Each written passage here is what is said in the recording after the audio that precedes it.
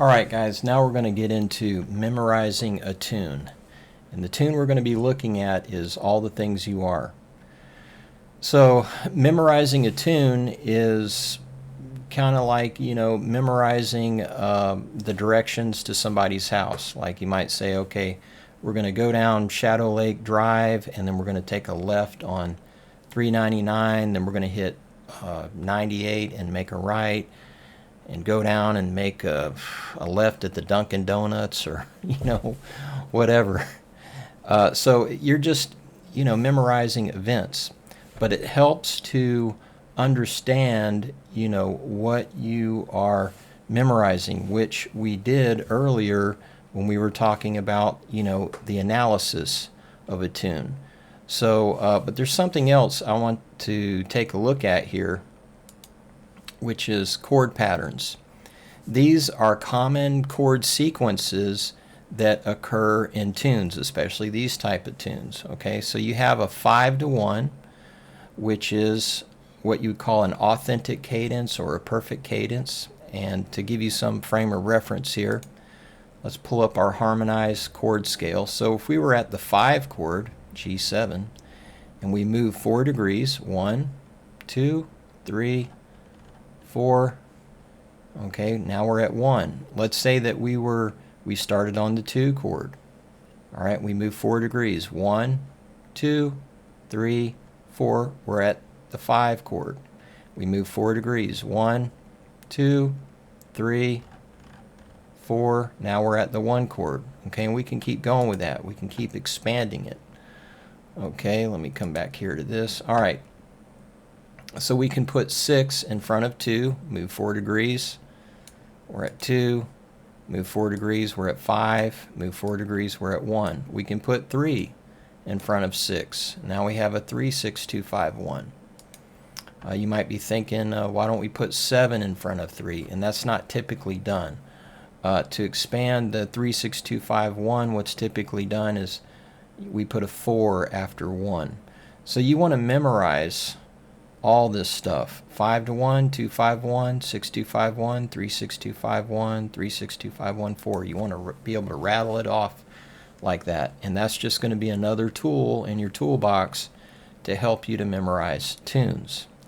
Alright, so let's go back here to our lead sheet of All the Things You Are.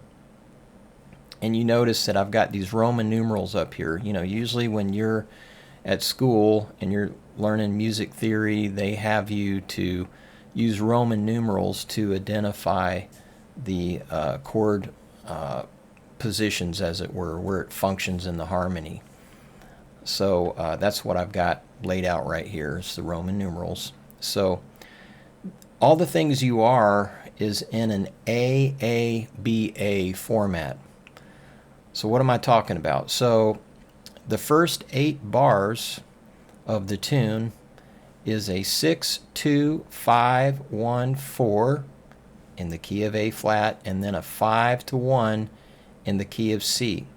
You have that same sequence occur again. Look, 6, 2, 5, 1, 4, but this time we're in the key of E flat, and then we have a 5-to-1 in the key of G. Alright, then you have a B section, which is going to be a little bit different.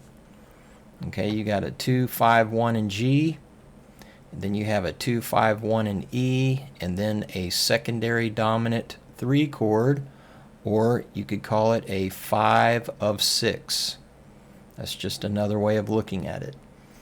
Okay, and then you have your last section A, a 6, 2, 5, 1, 4 in A flat, and then a minor 4 chord, and then your 3, your minor 3 there, and then you have a tritone substitution of 6 with that B diminished, and then a 2, 5, 1 in A flat, and then your 5 of 6 or secondary dominant 3 chord that helps us get back to the 6 chord at the beginning of the tune.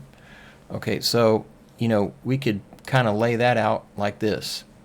Section A, you got a 6, 2, 5, 1, 4 in A flat, and then you have a 5-to-1 in C.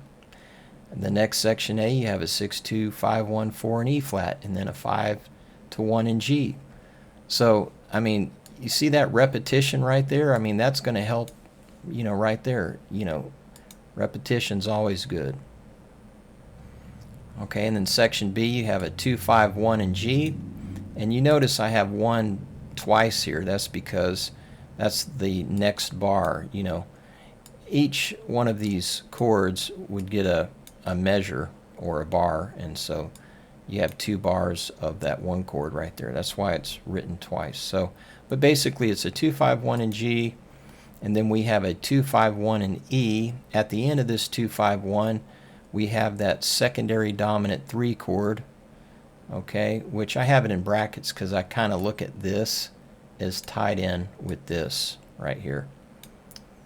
Okay, and we talked about that earlier in the analysis.